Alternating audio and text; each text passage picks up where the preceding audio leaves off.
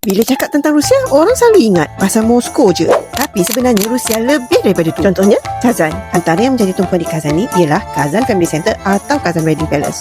Ini tempat paling famous dekat Kazan. Kalau ke Kazan, memang tak sah kalau tak datang ke Kazan Kremlin.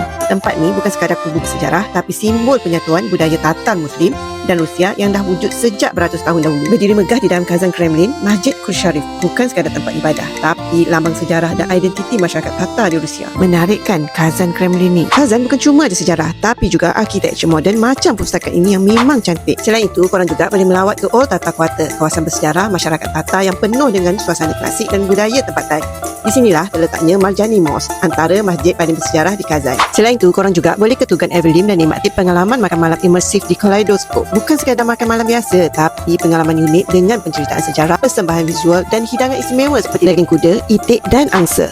Jangan lupa singgah juga ke Pusat Kraftangan dan Budaya Tatar di Kazan. Tempat ni antara cultural spot dekat Kazan. Nak shopping, ada Kazan Mall. Makanan halal pun senang nak cari. Tahu tak, dekat Republik Tatarstan ni terdapat sebuah pulau bersejarah bernama Svias Island. Kat sini kami sempat melawat muzium kayu yang mempamerkan sejarah dan kehidupan masyarakat Rusia zaman dahulu.